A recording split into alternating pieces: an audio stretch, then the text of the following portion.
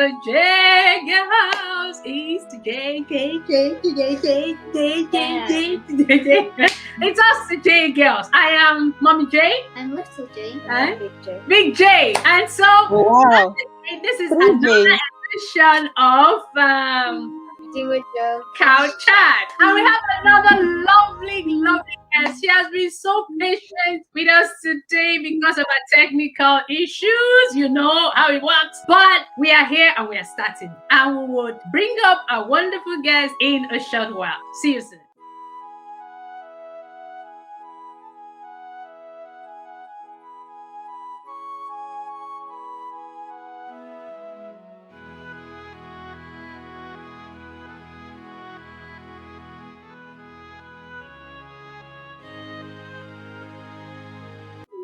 We are back. Our wonderful guest today is... Hello, everybody.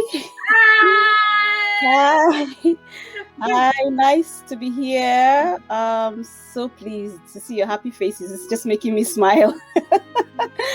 Thank you so much for bringing me on. I've been told they're very contagious. I've been told. Yes. It seems very contagious, actually. That's why you should smile a lot, so that people around you who are feeling sad and depressed, they can pick it up like a virus. And it contains them. So thanks for the smile. And thank you for inviting me. Before I even say anything, I'll just let you and the viewers know that I've got my little son here and he's making noises. So please bear with me. I can't send him away. I've tried to, but he will just not go away. He's mommy's boy. So please bear with me. That's my little boy Isaac. So thank you. And me, my name is Ama Shallangwa. So thank you, Ama, for telling us about yourself. Like we said, our program is getting to know you, and you're here today as part of our wonderful guest. We want to thank you for coming. Girls, are you ready for the questions? Yeah. Okay. So, Little J, you're the usual person that starts the questioning. So You can tell us about yourself. Tell us about yourself. About myself, my name is Ama Shallangwa. I'm a mom of 3 lovely kids. One of them is here, Isaac. He's 4 years old, and I've got a 7-year-old son and a 10-year-old daughter, Philo and David. I'm a wife. I've got my lovely husband. My husband's name is Pastor Swang Shallangwa. I am a musician. I am a singer, a songwriter. I do gospel music. You should listen to some of my songs. Yes, that's me blowing my own trumpet. I have a charity. I have an organization here in Scotland where I live, in Edinburgh. It's called Amazing Harmonies. And this was inspired by, actually, because of my love for singing. So I started this charity as a community choir where we come together once in a month. We meet and sing in the community, and it's open to everybody. And now we're even virtual, so people from all over the world can join us. So I started Amazing Harmonies 4 years ago. You can check us out on our website. It's amazingharmonies.com. So what do you do for a living apart from running the charity? I am a doctor. Presently, I am doing a lot of research work. So I'm also a research scientist. So I'm doing a program where I am trying to understand about infectious diseases in a much deeper level than what I studied. So I'm a research scientist in infection and immunity. You're like an epidemiologist? I am an epidemiologist. I am a public health specialist. Yes. Oh. So that's about me. Okay, good. So, girls, any questions? What's your favorite food? Yeah. What's your favorite food? That's your favorite question. My favorite food. I have 2 favorite foods. The first one is yam. Is that a taboo? Yeah, we had a guest whose favorite food was yam, and that was my reaction because I don't like yam. I love yam, especially if it's fried. I love fried yam, but I can manage any kind of yam. So yam is my favorite food. You don't eat yam alone. Yam goes with something. So my second favorite food is fish. I love fish. As bony as fish is, I love fish. Yeah, we love fish. We love fish. I don't love it. She said, I don't mind it, but I don't love it. You need to speak loud. You don't mind, but we love fish. We love fish. All right, so yam, fish. I can live on those two for all my life, to be honest. Oh, if you have told us your favorite, can you tell us your least favorite then? I haven't actually ever thought about my least favorite food. I can tell you my least favorite fruits if you want to know. It's pawpaw or papaya. Oh, you don't like papaya? I do not like pawpaw. Really, I don't like that. My least favorite food in the world. I think coming to Scotland will actually help you not to eat it again, because I think it's more in Africa. You understand? More in tropical countries, so you don't really have to have it here. Exactly. So I'm pleased. Yeah. So that's very good. So any other question? Movies. Well, that's another question I asked. Do you like your favorite music or your musician? Oh, music. I have millions of favorites, but the one that I always choose when I'm being asked, pick this group, Philip, Craig and Dean. They sang this song called When God Ran. That is a powerful song. It says When God Ran to Me. I love it. That's one of my favorites. Yeah. What about movies? Movies, I don't know these days. When I was much younger, I had favorites because I had time and everything to watch them. But now, to be honest, I don't have a favorite. I just go on Netflix and see what's trending. But I can tell you one that I really enjoyed. One that I really enjoyed last year. It was a series. It's called Greenleaf. You're the second person that's telling about Greenleaf. The lady we broadcasted on Saturday, her favorite series is Greenleaf. Her favorite food is yam. She's the one that loves yam as well. Yes, she's the one that loves yam as well. It might be my twin. You know, they said you have a twin somewhere. I enjoyed Greenleaf. I like to watch some Nigerian movies as well, but I hardly ever complete them because when I start, I just know what's gonna happen, so I just forward it to the end, and I'm done. That's exactly what I tell the girls. They're always predictable. So I just but that's a really good one. So when I want to pass time, I watch them. Yeah. Okay. Good. Oh, that's quite relaxing to know. Yeah. So, what's your hobby? My hobby would be singing. I love to sing. Did that just say the same thing? No. I sing too. Okay. Yeah, I know. I don't do professional. I just do my own singing in the bathroom. Yeah. I love to sing. So, I think I sing even in my sleep, maybe. Yeah, that's very good. Yeah, so singing is one of my hobbies. We have something in common. Yeah, singing as well as what now? Oh my God, I think I'm growing old now and I'm losing all these things I used to hold on to dearly. Thank you for telling us about you. That's quite relaxing. And to know that we have a little bit of things in common. So, Big J. What's with the house rules you grew up with? What are the house rules you grew up with? Millions.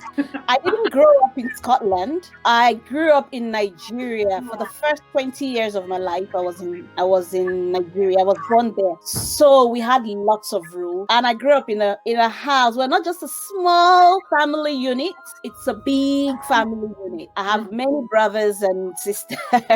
So there had to be rules to keep the house in order. If not, there will be chaos.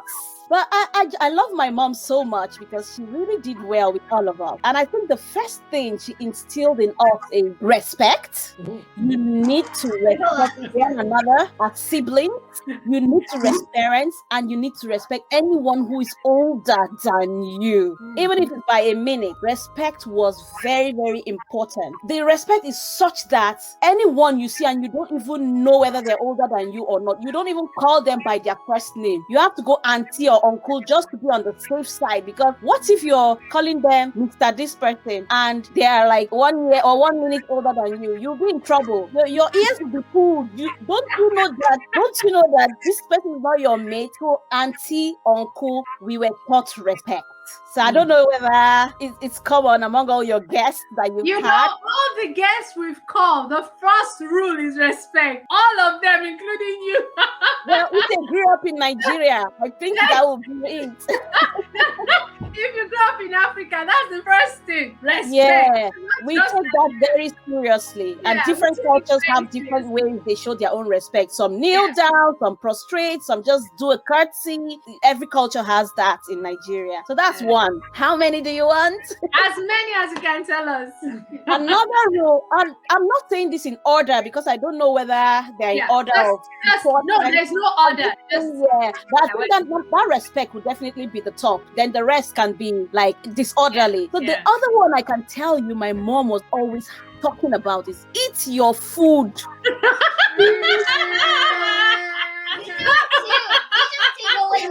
Finish your food. Yeah. So eat your food was very important to my mom.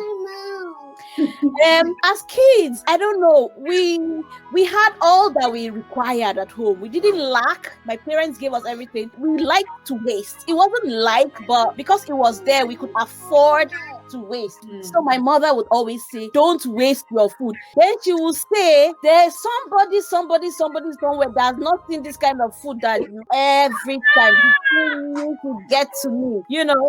So do I used to say that to you?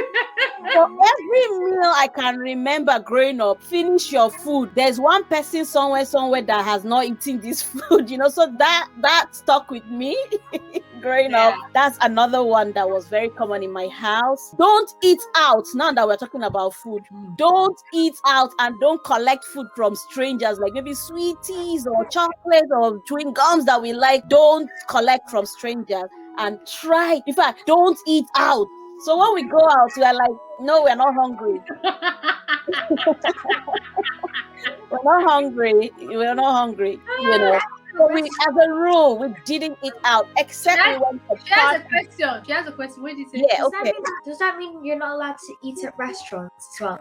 Does that mean you're not allowed to eat at restaurants? Okay, that is quite different. But the thing is, we never even had the luxury of going to restaurants like that. When I was growing up, we didn't have KFC, these, that. But there was Mr. Biggs and a few ones. Which I think we went to once in a blue moon. Or if we didn't go, then takeaway will be brought home. Okay, so we could eat in those kind of places, or like if you go for a friend's birthday party, that was okay to eat. But for example, like if you go, maybe your parents take you somewhere, would that feel is a sign of respect for you to say no, thank you when you're being offered food? So we grew up like that. We never asked questions. We never asked why, mom. We just took it like that. We never asked why, which is not a very good thing, you know, but that's how we grew up, you know. So don't eat that. And there's this belief in and this cultural thing, like eating out, you could get poisoned. Eating out, you could get initiated into something. So I think most Nigerians will relate to this. They'll tell you, don't eat out, there's this, there's that, there's bama, there's whatever those things were. So one of the rules. Oh, the things are looking confused. We really have to.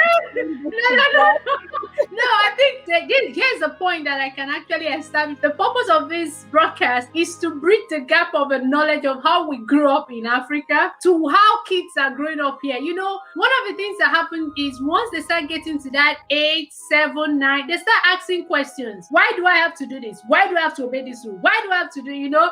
And sometimes there's a conflict between the way we raise them up as African parents and the way other parents in this part of the world raise their kids up. And so there is this conflict that my parents are too strict. My parents don't understand me. And so if kids watch this program and they understand where you're coming from, I think it relaxes a bit of the nerves. And when you put those boundaries, or when you decide that these are the house rules I want to follow in my house, it gives a lot of tension for the kids to say the way my mom is raising me up is kind of related to the way she's raised up. It's not that it's perfect, but I understand where she's coming from. Absolutely. Yeah. So, but I think we have to create the balance. We have to create the balance between our own culture, which is not theirs. Don't get me wrong. They are still linked, but that's not where they were born. You can't fault them for not understanding. So we have to create that balance for them to know that this is your culture, this is where you're coming from, this is how we do it, and this is where you are now. Know how they do it here, but don't forget your roots. So we have to create that balance. But again, we have to give room for them to ask questions because they don't know why you're saying that. So because we didn't have the opportunity of the luxury of asking questions, isn't asking that people understand, isn't asking that people get to know, I think stop that. So I think we should allow our kids ask us, Mom, why are you telling me not to eat out? Well, so that they know why. Yeah, so they should really know their roots, they should really know their culture. But there's some certain things that we should not introduce, or we should not even put on them. Things that are not beneficial. And you as a parent, you should know which ones are not beneficial. What other rules did you grow up with? Okay, so many other rules. Okay, another rule was always pray. Prayer was very important. We'll always pray and go to church. Those ones were set on stone. Like, don't even miss church. It's like, you know that you have to wake up in the morning. You know that you eat. You know that you go to school. Church is also part of the thing. It's just that you go there on Sunday. And so those were some of the rules. And did I talk about love? What my mom actually instilled in us is loving ourselves as siblings. I told you from the beginning that we were many. So there was always this friction, but my mother always made us know that we are from the same womb. So you have to love your brother, your sister, and I really grew up with that. And I think I still have that till now. I extend it to people who I don't even know love. And the other one I wanted to start talking about was don't lie. I grew up with that. Never ever lie to your mom, because my mom will say to me, I'm your mother, I will know. And I find myself doing the same here. Like, don't lie, you will be caught. Always. Last rule. I don't know how many I've given. You know what she said? She said, mothers always knows. Yeah. Don't lie to me. Mothers always know. True. And I do say that to my kids. I told them that I will always know. So yeah. And the last one, have we been counting? I don't even know how many rooms I just do. Keep going. Yeah. Clean your room.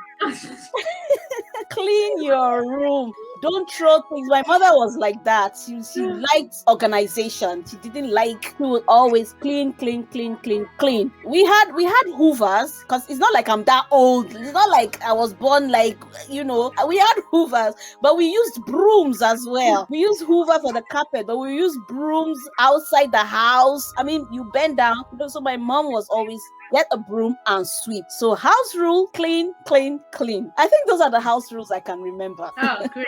Thank you so much. I think those are just the general thing. Remember, one of the guests we were talking about, we remembered the environmental sanitation. And we went on a tangent talking about environmental sanitation. Yeah. I think that was an education for the kids, to understand that we had a rule of monthly cleaning. Yes. Okay, and now that you have said that, I remember every 31st of December going into New Year, we had to clean.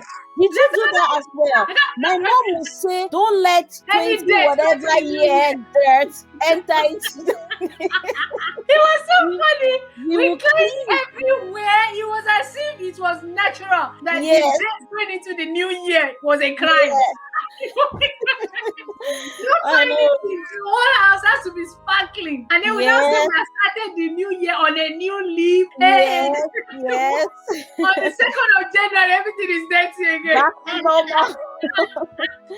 Growing up was fun. Yeah. Thank you so much for that. Now that we know that these are the rules you grew up with, as an adult, Ama, how have they influenced you? Honestly, they have. And I thank God for my mom. For example, that love, I grew up with knowing that I had to love my brother, and love is the greatest. I saw that being practiced in my home. So I grew up with that. Love is the greatest. I don't only love people who I know or people who are of the same skin as me or in the same place. I extend it to everyone. I see it as a duty of care. All have to do it. You have to care for your neighbor, your brother, your sister, whoever you see that needs your love and attention. Love is the greatest greatest. So we have to do what the greatest is. We can't ignore that. So I grew up with that, and it has actually impacted on me so much so that if I have any new knowledge on something, I don't know if you agree with me. If I just hear any new thing, I'm like, okay, I have to get this out, even if it's Facebook Live for the world to know. I love to give out information. I see it as blessing someone. I see it as impacting other people's lives. So that love that was a house rule is still with me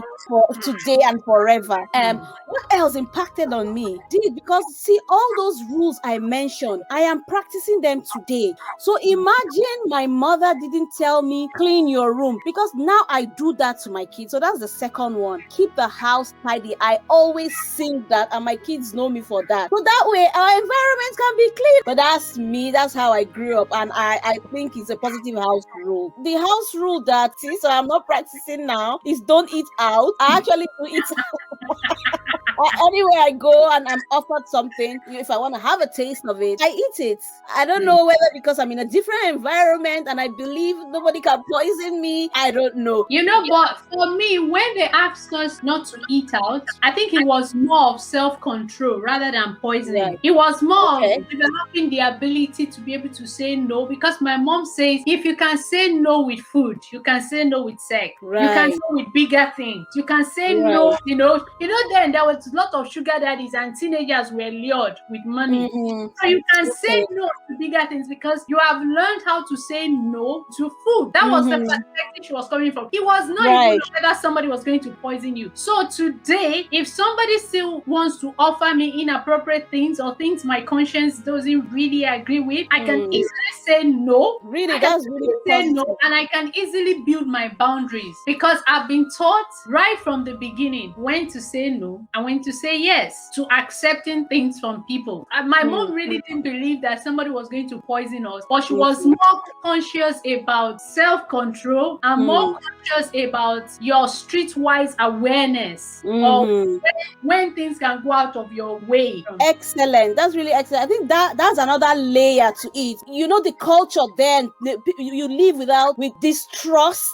Yeah. You don't trust like everybody. So that element was there, but I'm sure that self-control thing was also part of it. But I was not like you, maybe that was not so inquisitive, because my mom would say this, but I didn't go a step further to say why. Maybe I would have known more of why I was told not to. But I was told not to, and I just took it as it's okay not to, because I think you have explained it perfectly. This is what our parents actually meant to teach us self-control, because if you can say no to food, then you can say no to other things. If you can, because you are very right. Now I realize, because they'll tell you, things we love, like sweets, Smarties, those things, those colorful ones. My mother would say, don't take them. Yeah. So if my mother could say, don't take that, those beautiful things that you really want to take, but you have like self-control not to take beautiful, colorful things, that means you can control yourself to taking things that are even less attractive. The rules you grew up with, did they influence your career in any way? Did they influence the choice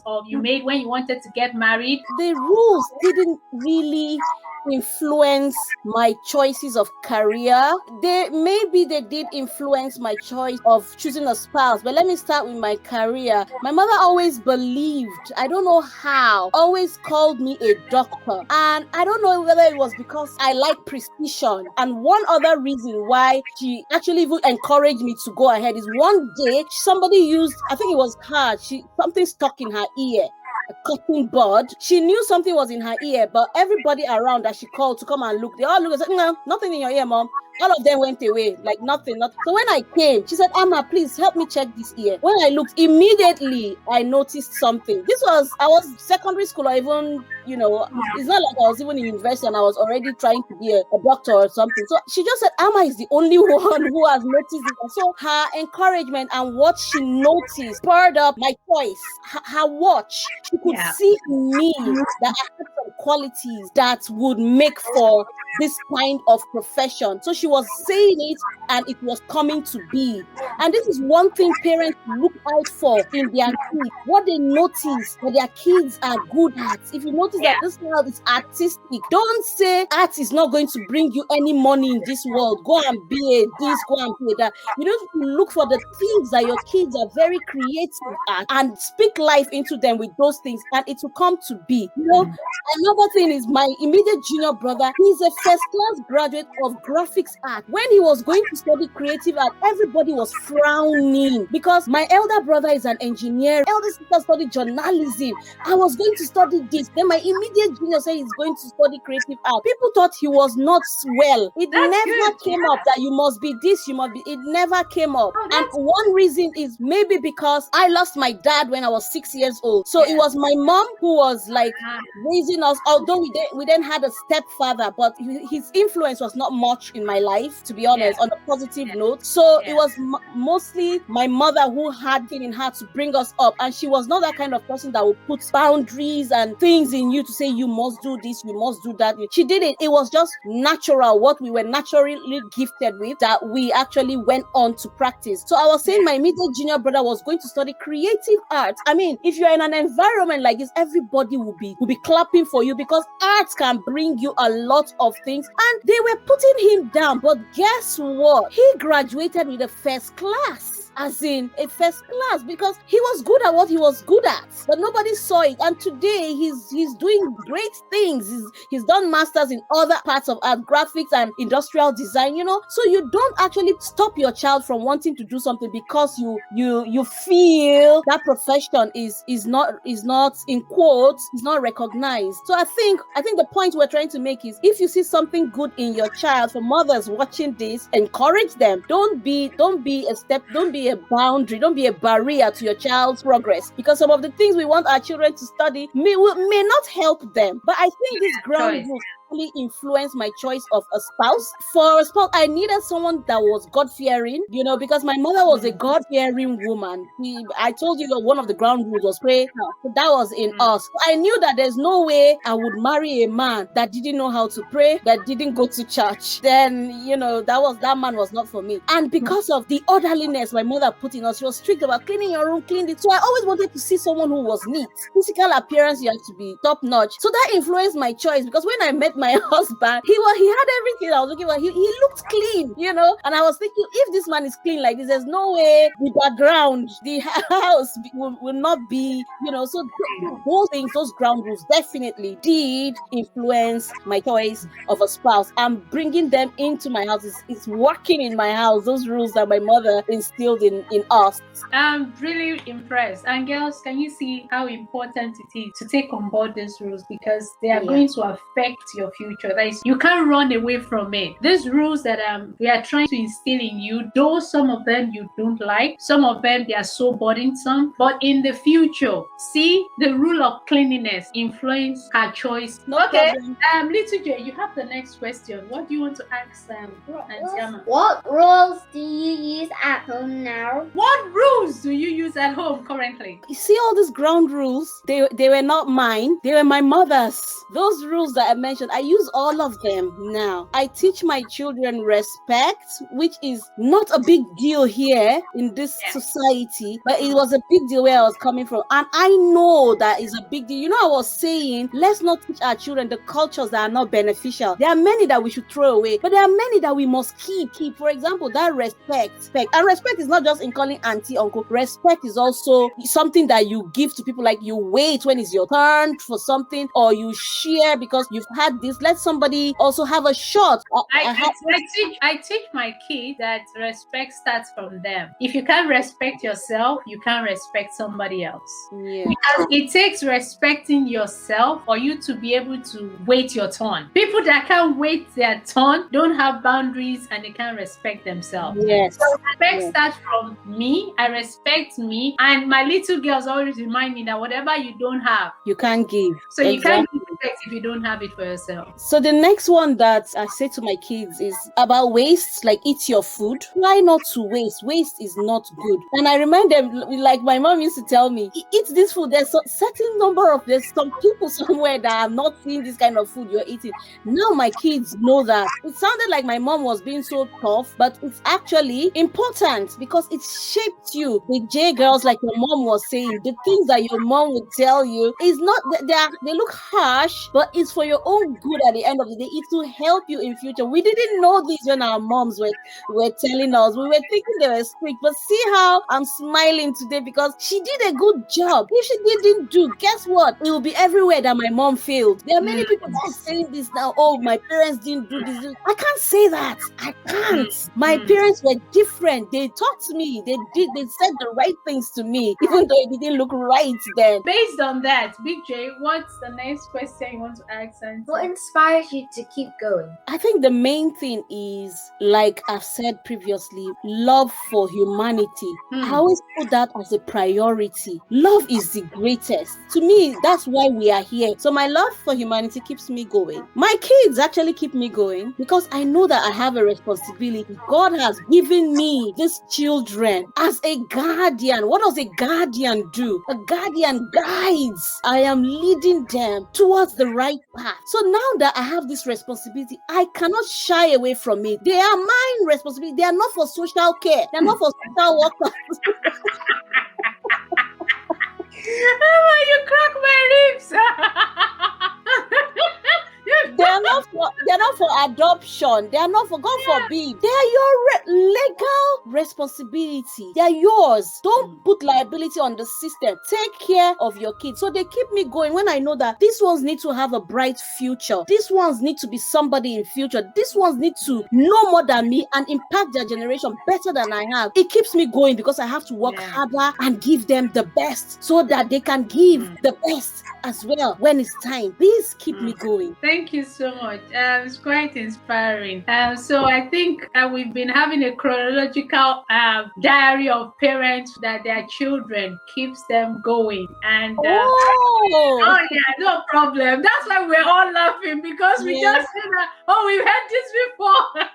We've heard this over and over again. And you know, for those that are out there that don't have kids, there is no barrier in it at all. Like Ama just said, you can adopt a kid. You can be a role model for kids in the youth group. You can foster one. You can be a model if you don't want to particularly have a child of your own. You can be a model to children in your community. You know, they can look up to you and say that our neighbor is so kind, is so nice, is so this. Because like you said, we are meant to be an influence. All the children around us should inspire us to be better adults and inspire us to be better citizens and better community leaders and better influencers. I know there are lots of social media influencers and celebrity influencers. I prefer to be a life influencer. I prefer to be a character influencer rather than a social media influencer. So thank you so much for that, and thank you for the inspiration you shared. Who is giving the next question? Is that me? Is it Jed or me?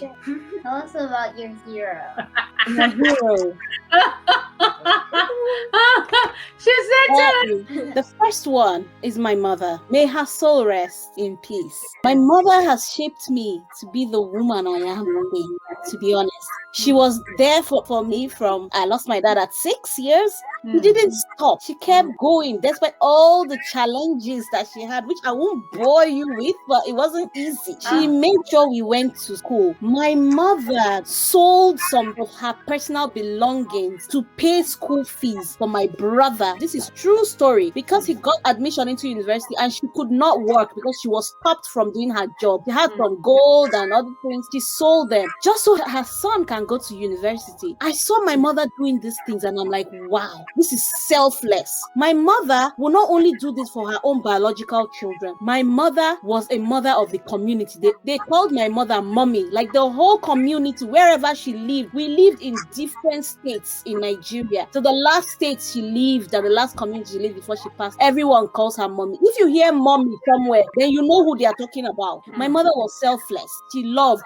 My house was like transit for people. We lived in different states. There was a time we were living in Kaduna State in Nigeria. Kaduna is like in between the northeast and south. So sometimes when people are traveling, I'm from the northeast of Nigeria. When people are traveling to Lagos from my place, they will, because Lagos is so far, and if they're not using plane, if you're not going by air, you want to break your journey, because you will be traveling 9 hours or 12 hours. The roads are bad in our country. So if you're going to drive your car, you're going to take a public transport or whatever, you want to break your journey. And Kaduna is halfway in between Lagos and where I come from. People like to go to Lagos, for business and everything, because it's like small London, So Kaduna was a transit point. People will stop in my house and stay overnight and continue their journey the next day. Students will come to my house and my mom will give them stuff and they go.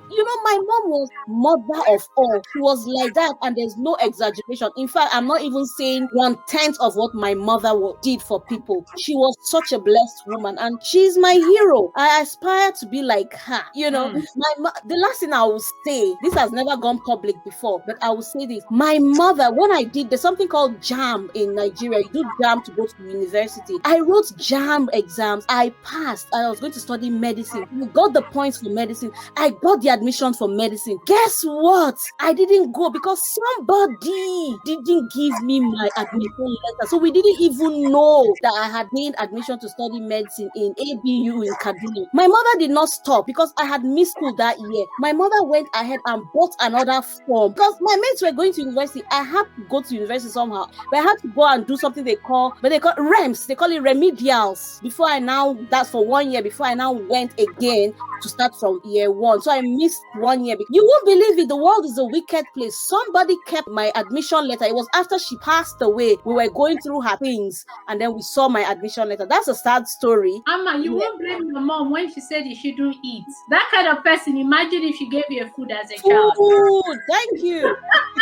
So things our mother is saying, they say it out of experience. Yes, exactly. So I'm just saying how loving my mother was. She would go out of her way and look for money and sponsor somebody, her biological children and people who are not from her womb. She would do that. Her legacy lives on. Another person is my husband. My husband is another person, but maybe I shouldn't talk about him because we don't have time. But it has to be on record that he's my hero. I love that. That's so cool. Yeah, thank you so much for that. So Ama's hero is her husband and her mom. Thank you so much for telling us about your hero. My last question to you today is, what advice do you have for the kids? I think we have been saying so much, and tell us about the advice you have for the kids. But I think for me, the most important thing is these days it's important that we speak about confidence and self-esteem. There's a word I want to use, but it might be a big word for children, but let me use it so that they can hear it, at least even if it's once. It's called imposter syndrome. This is where you feel you are not up to the task, even though you know you can, but you have fear of failure, or you have fear of what will people say, or you have fear of, well, I'm the only one with this skin color trying to do this, I might not achieve it. Literally put, is like you are impersonating someone, but it isn't. You are just that someone who is so good, but you see yourself as less of that person. People need to understand that there's something called imposter syndrome, and everyone has it. But I want our kids to be aware of this from now, so that they can grow up to be very confident people. Everyone has a gift.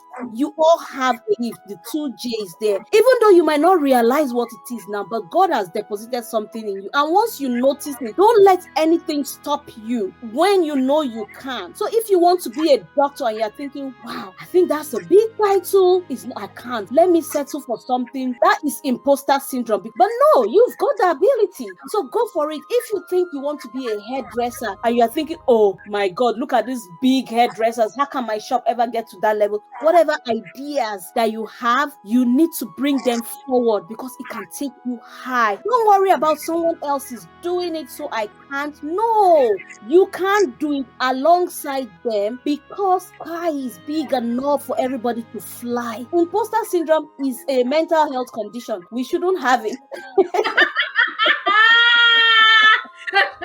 Yes, because you can go, you can do it, but you're limiting yourself because you've got that condition, you know. Yeah. So always remember, imposter syndrome, no, I can't go for it, I can't do it, I can't achieve it. That is my one advice for the two J's this evening. So thank you so much for telling us about your advice. So Jgirls, in summary, tell Auntie, what are the things you've learned today from discussing with her? Respect, okay. What else? Don't eat out. We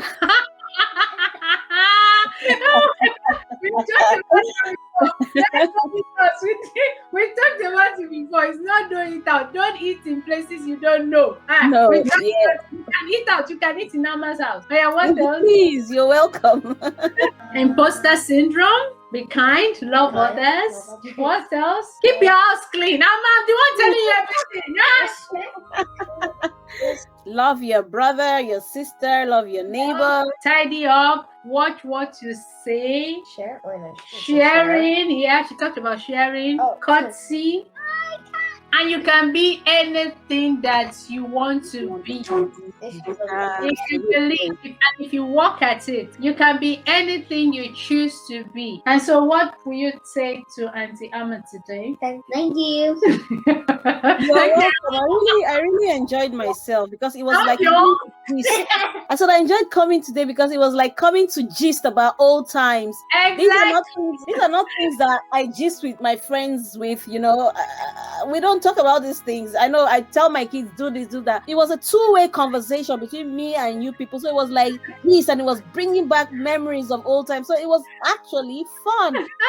Thank you. That is the feedback we get every time. And and the ladies will say, thank you for taking me back memory lane. And I just enjoy it. Because for me, anytime somebody talks, it just makes me remember my growing up. If you are from Nigeria or you are from any part of Africa, it might be slightly different, but it's kind of the same thing, you know. And I hope the kids at home have enjoyed Auntie Ama today as she shared her experiences growing up and how those experiences are modeled her life and how she's also doing the same thing for kids outside. And we are going to bring another guest next time. This has been a wonderful chat, and we want to say thank you so much for joining us. And until next time when we come back again, Jgirls, let's say bye.